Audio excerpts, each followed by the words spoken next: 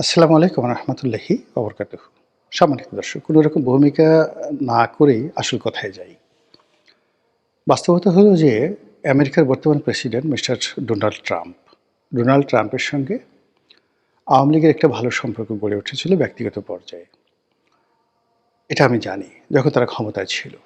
এবং ডোনাল্ড ট্রাম্পের একটা ব্যক্তিগত বৈশিষ্ট্য হলো তিনি ব্যক্তিগত সম্পর্কটিকে নিদারুণভাবে সম্মান করেন। আপনারা ইতিমধ্যে লক্ষ্য করেছেন যে আ এমবিএস মোহাম্মদ বিন সালমান, যিনি সৌদি আরবের এই মুহূর্তে ডিফ্যাক্টো কিং। তো তার সঙ্গে ডোনাল্ড ট্রাম্পের যে মেয়ের জামাই কুশনার, তার একটা ব্যক্তিগত বন্ধুত্ব আছে। তো ইভাঙ্কা ট্রাম্প এবং কুশনারের সঙ্গে এই মোহাম্মদ বিন সালমানের ভালো সম্পর্ক থাকার কারণে মিস্টার জো বাইডেন তার পুরো শাসনকালে শত চেষ্টা করেও সৌদি আরবের সাথে সম্পর্কটা ভালো করতে পারেনি। সেই সময়টাতে সেই জামাল খশোগির হত্যাকাণ্ডকে কেন্দ্র করে তারা সৌদি আরবের উপরে যে প্রেশার ক্রিয়েট করার চেষ্টা করেছে, প্রথমে সম্পর্ক স্থাপন করার চেষ্টা করেছে, তার প্রেশার ক্রিয়েট করার চেষ্টা করেছে, এটা আরও হিতে বিপরীত হয়েছে। পরিস্থিতি সামাল দেওয়ার জন্য সেই জো বাইডেনের পররাষ্ট্রমন্ত্রী এবং জো বাইডেন নিজে তিনি সৌদি আরব ভ্রমণ করেছেন একাধিকবার।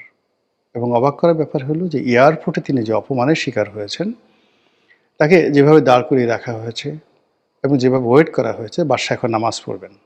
মানে তিনি এয়ারপোর্টে গেছেন, তাকে রিসিভ করার সময় নামাজরক্ত হয়ে গেছে, বাদশাহ সালমান নামাজ পড়তে গিয়েছেন, তাকে আধা ঘন্টা সেখানে দাঁড়িয়ে থাকতে হয়েছে। এরকম অস্বস্তিকর ঘটনার পেছনে মূলত ডোনাল্ড ট্রাম্পের সঙ্গে মোহাম্মদ বিন সালমানের যে ব্যক্তিগত সম্পর্ক, সেটা মূলত কার্যকরী ভূমিকা রেখেছে। এখন ডোনাল্ড ট্রাম্প ক্ষমতা আসার পর সাম্প্রতিক সময় আপনারা দেখেছেন যে মোহাম্মদ বিন সালমান আমেরিকাতে গিয়েছেন। আর সেই আমেরিকা ভ্রমণের সময় কী হৃদ্যতাপূর্ণ একটি সম্পর্ক তৈরি হয়েছে। আপনারা হয়তো জানেন না, অনেকে জানেন না, বিকজ এইগুলো হয় কি যে আমাদের যে চিন্তা চেতনা, আমরা সবসময় করি কি নিজেকে দিয়ে অন্যকে বিচার বিশ্লেষণ করি বা নিজের ধারণা অনুযায়ী অন্যকে মূল্যায়ন করার চেষ্টা করি। শেখ হাসিনা যে ক্ষমতায় ছিলেন ১৫টি বছর, তিনি বাংলাদেশে বসে বসে যে সারাদিন শুধু সালমান এফ রহমানকে পদ্মা সেতু থেকে টাকা চুরি করার বা সে বিদেশে টাকা পাচার করার সুযোগ দিয়েছেন তা নয়। তিনি একটা গ্লোবাল রিলেশন গড়ে তুলেছেন। এখন ভুটানের যে রাজা, ভুটানের যে কিং, আপনি কি জানেন যে ভুটানের এই কিং জয়ের ক্লাসমেট? তারা হার্ভার্ডে একসাথে পড়াশোনা করেছে। এ গেল এক। ২ নম্বর হলো যে ইম্মানুয়েল ম্যাক্রো। ইম্মানুয়েল ম্যাক্রো ফ্রান্সের প্রেসিডেন্ট। তার সাথে শেখ হাসিনার ব্যক্তিগত সম্পর্কটা কোন পর্যায়ে আপনারা একবার চিন্তা করতে পারেন যে তিনি দিল্লিতে যাওয়ার আগে ঢাকায় এসে শেখ হাসিনার সঙ্গে দেখা করে গেছেন। জাস্ট লাইক মা এবং সন্তানের সাথে সম্পর্ক। এবং সেই সম্পর্কটা কী পর্যায়ে কাজ করছে যে ডক্টর মোহাম্মদ ইউনূস জলবায়ু সম্মেলনে তিনি ফ্রান্সে গেলেন, যাওয়ার চেষ্টা করলেন বা তার যাওয়ার দরকার ছিল। তো তিনি সেখানে ইম্মানুয়েল ম্যাক্রোর সঙ্গে সাইড লাইনে একটা বৈঠকের আয়োজন তিনি চেষ্টা করলেন, পারেননি। বোঝার চেষ্টা করুন যে ব্যক্তিগত সম্পর্কটা কোন পর্যায়ে। ২ নম্বর হলো যে মোহাম্মদ বিন সালমানের সঙ্গে জয়ের এবং শেখ হাসিনার ব্যক্তিগত সম্পর্ক। এবং শেখ হাসিনার রেজিমের শেষ সময়টিতে মোহাম্মদ বিন সালমান বাংলাদেশে আসতে চেয়েছিলেন, সময় পাননি। এবং আমাদের যে পুরো অয়েল রিফাইনারিটা, এখন যে অয়েল ইস্টার্ন রিফাইনারি রয়েছে, পুরো রিফাইনারিটাকে তারা সৌদি বিনিয়োগ দ্বারা এখানে সৌদি আরামকো, সৌদির যে তেল কোম্পানি আরামকো, এর মাধ্যমে সবচেয়ে বড় একটা বিনিয়োগ তারা করে আমাদের পুরো রিফাইনারি সিস্টেমটাকে তারা চেঞ্জ করে দিতে চেয়েছিল। অ্যাট দ্য সেম টাইম তারা বাংলাদেশে মানে সবচেয়ে বড়, মানে এশিয়া না, পৃথিবীর সবচেয়ে বড় তারা একটা রিফাইনারি তৈরি করে এশিয়ায় তাদের যে তেল রপ্তানি, সেই তেল রপ্তানির যে রিফাইনারি প্ল্যানটা, এটা বাংলাদেশে করার একটা প্ল্যান তারা করছিল। এটা হতো মানে সৌদি আরবের এই মুহূর্তে পৃথিবীর সবচেয়ে বড় বিনিয়োগ। এরকম একটা পরিকল্পনা কিন্তু হচ্ছিল 2024 সনের মানে এপ্রিল-মের দিকে। এপ্রিল-মের দিকে এরকম একটা ঘটনা হচ্ছিল। আপনারা খোঁজ নিয়ে দেখেন পররাষ্ট্র মন্ত্রণালয়ে। তো এই সম্পর্কটা। এর বাইরে এখন যিনি কাতারের আমির, কাতারের যিনি আমির এই মুহূর্তে যিনি আছেন তার বাবা তিনি শেখ হাসিনার অত্যন্ত ঘনিষ্ঠ বন্ধু ছিলেন।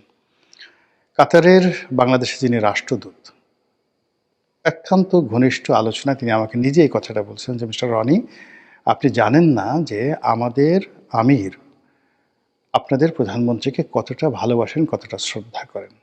তো সেই আমিরের ছেলে এখন কাতারের আমির এবং তাকে বলা হয় পৃথিবীর smartest, one of the smartest king এই মুহূর্তে পৃথিবীর। তো ওইদিকে সালমান, এদিকে কাতারের আমির, এদিকে নরেন্দ্র মোদীর সাথে তার সম্পর্ক, তারপর শেষে ভুটানের কথা বললাম, এবং এই মুহূর্তে সিঙ্গাপুরে যিনি প্রেসিডেন্ট রয়েছেন এবং সিঙ্গাপুরে যিনি এই মুহূর্তে প্রধানমন্ত্রী রয়েছেন, আপনি জানেন তাদের সঙ্গে শেখ হাসিনার কী সম্পর্ক। শেখ হাসিনার কথা বাদ দেন, ওখানে যে সামিট গ্রুপের আজিজ খান আছেন, আজিজ খানের সাথে সিঙ্গাপুরের প্রধানমন্ত্রীর কেমন সম্পর্ক, এটি কি আপনারা জানেন? আপনারা জানেন না। তো যেটা বলছিলাম যে মিস্টার ডোনাল্ড ট্রাম্পের সঙ্গে শেখ হাসিনার একটা ব্যক্তিগত সম্পর্ক রয়েছে এবং সেই সুবাদে জয় এবং পুতুলের ওখানে একটা ভালো সম্পর্ক রয়েছে এবং এটা আমরা ইদানিং দেখতে পাচ্ছি। জয় যে কথাগুলো বলছেন এই মুহূর্তে, তাকে বিভিন্ন অ্যাঙ্গেল থেকে প্রশ্ন করা হচ্ছে যে আপনি তো আমেরিকাতে আছেন, তো আপনার বিরুদ্ধে তো অনেক অভিযোগ, সবাই যেটা আমরা বাংলাদেশ থেকে যেটা বলার চেষ্টা করি যে আমেরিকা এমন একটা কান্ট্রি যেখানে আসলে চুরিচামারির কোনো সুযোগ নেই, যেখানে আপনি কোনো ২ নম্বর কোনো কাজ করতে পারবেন না, আপনি যত বড় রাজা হন, বাদশাহ হন, সেখানে কোনো চুরির টাকা, ২ নম্বরি টাকা নিয়ে সেখানে হজম করতে পারবেন না, এই ধরনের কথাবার্তা। তো সেক্ষেত্রে বলা হয়ে থাকে যে বাংলাদেশ থেকে কত ১৬ লক্ষ কোটি টাকা আওয়ামী লীগ পাচার করেছে। যদি ১৬ লক্ষ কোটি টাকা পাচার করে থাকে, জয়ের কাছে তো ২-১ লক্ষ কোটি টাকা আছে, তো সেই টাকা কোথায় আছে? সুইজারল্যান্ডে থাকতে পারে, সেই টাকা আমেরিকাতে থাকতে পারে, আমেরিকাতে তার গল্ফ কোর্স আছে ইত্যাদি ইত্যাদিতে দিয়ে নানা রকম, মানে শেখ হাসিনা যখন ক্ষমতায় তখনও তো আমরা এই জিনিসগুলো প্রচার করেছি।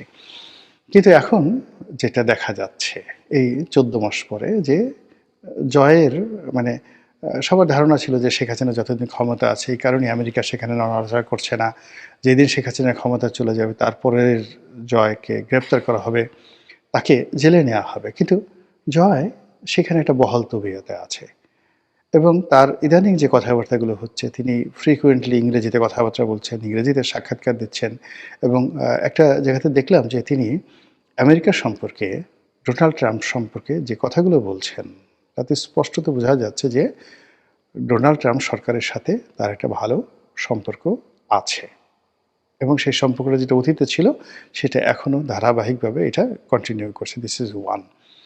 সেকেন্ড থিং হলো, এখন এই মুহূর্তে আমেরিকার যে পলিসি, তাদের যে গোয়েন্দা সংস্থাগুলোর প্রধান তুলসী গ্যাবার্ড, তিনি যে কথাগুলো বলেছেন যে এখন বাংলাদেশ থেকে শুরু করে অন্য যে সকল দেশে আমেরিকার ডিপ স্টেট পলিসি কার্যকর ছিল এবং সেই ডিপ স্টেট পলিসির অধীন যে সকল দেশের সরকার পরিবর্তনে আমেরিকা যে বিনিয়োগ করেছে বা যে কর্মকাণ্ড করেছে, ইট ইজ স্টপ নাও।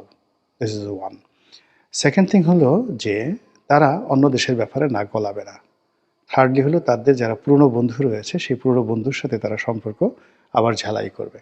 মধ্যে ইউক্রেন নিয়ে, ইউক্রেন যুদ্ধ নিয়ে, ইউক্রেনের প্রসঙ্গ নিয়ে, রাশিয়ান তেল কেনা নিয়ে নরেন্দ্র মোদীর সঙ্গে যে সম্পর্কটা খারাপ হয়ে গিয়েছিল, সেই সম্পর্কটা তৈরি করার জন্য ডোনাল্ড ট্রাম্প মানে কোন পর্যায়ে নেমেছেন বোঝার চেষ্টা করুন যে তিনি বলছেন আমার বন্ধু ট্রাম্প, না আমার বন্ধু নরেন্দ্র মোদী। আমি তাকে টেলিফোনে তার সাথে কথা হয়েছে, নরেন্দ্র মোদী এত রাগ করেছে তিনি বলছেন আমার সাথে কোনো কথা হয়নি, কিন্তু তারপরে কিন্তু ডোনাল্ড ট্রাম্প থেমে থাকেননি, তিনি বলছেন আমার সঙ্গে তার কথা হয়েছে। এরপর তিনি বলেছেন যে ভারতের সঙ্গে, নরেন্দ্র মোদীর সঙ্গে আমার যে সমস্যাগুলো তৈরি হয়েছে সেই সমস্যাগুলো খুব দ্রুত, অতি দ্রুত এগুলো নিষ্পত্তি হয়ে যাবে। এবং ইতিমধ্যে খবর হলো যে আমেরিকা থেকে ভারত প্রায় $900 মিলিয়ন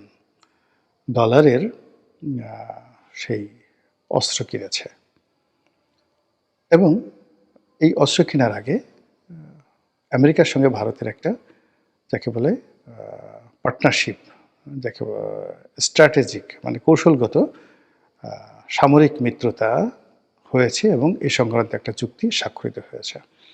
এবং এই চুক্তির ধারাবাহিকতায় যদি নরেন্দ্র মোদী এবং ডোনাল্ড ট্রাম্পের সেই পুরনো বন্ধুত্ব আবার চালু হয়ে যায়, তাহলে বুঝতে পারবেন যে ওই সম্পর্কের সঙ্গে যদি আবার ডোনাল্ড ট্রাম্পের সঙ্গে শেখ হাসিনা, ডোনাল্ড ট্রাম্পের সঙ্গে বা বর্তমান রিপাবলিকানদের সঙ্গে আওয়ামী লীগের সম্পর্ক বা জয়ের যে কানেক্টিভিটি, এবং জয়কে আমরা দেখেন অনেকগুলো গোয়েন্দা রিপোর্টও আসছে যে 1996 থেকে 2001 সন আওয়ামী লীগের যে জমানাতে, তো আওয়ামী লীগের জমানাতে পুরো মার্কিন প্রশাসনকে বিএনপির বিরুদ্ধে কাজে লাগানোর জন্য এবং তারেক রহমান সাহেব থেকে শুরু করে বিএনপির অনেক নেতাকে আমেরিকাতে ব্ল্যাকলিস্টেড করার জন্য আওয়ামী লীগ যে বিনিয়োগ করেছিল, কাজ করেছিল এবং যে লবিস্ট ফার্ম নিয়োগ করেছিল, এই টোটাল কাজটা করেছিল মিস্টার জয়। এটা বিএনপি অভিযোগ করছে এবং এটা রিটার্ন যে কাজটা তারা করেছে। তো যেখানে 96 থেকে 2001 সালের মধ্যে যদি জয় এই কাজ করতে পারে, তাহলে 25 বছর পর জয়ের কি অভিজ্ঞতা কমলো না বাড়লো? জয়ের ক্ষমতা বাড়লো না কমলো? বা পরিবেশ পরিস্থিতি কি জয়ের প্রতিকূল চলে গেল কিনা? এই জিনিসগুলো যদি আপনি ভাবেন এবং সাম্প্রতিক সময় এএনআই, আমেরিকান মিডিয়া থেকে শুরু করে বিশ্বের তাবৎ বড় বড় মিডিয়ার সঙ্গে পাল্লা দিয়ে যেভাবে সজীব ওয়াজেদ জয়, যেভাবে মোহাম্মদ আরাফাত, মানে সেই আওয়ামী লীগের সাবেক তথ্য মন্ত্রী, প্রতিমন্ত্রী, তারপর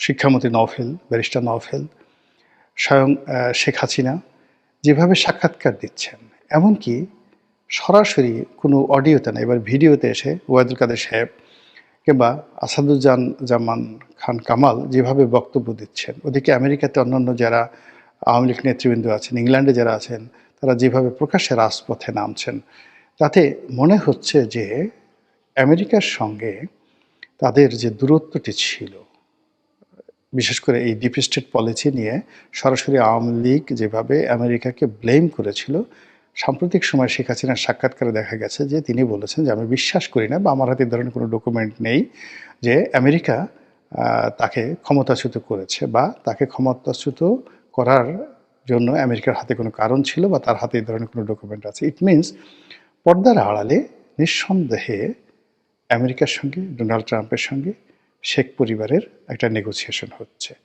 ফলে যখনই কোনো একটা নেগোসিয়েশন হয়, তখন সেখানে সব কিছু স্বাভাবিকভাবে চলে না। তো আগে যেভাবে বললাম যে আমাদের দেশে যে এই যে আইসিটি কোর্টের বিচার, রায়, এটাকে কেন্দ্র করে যা কিছু করা হচ্ছে, এটা একটা পার্ট। তার বাইরে আওয়ামী লীগ যে কাজগুলো করছে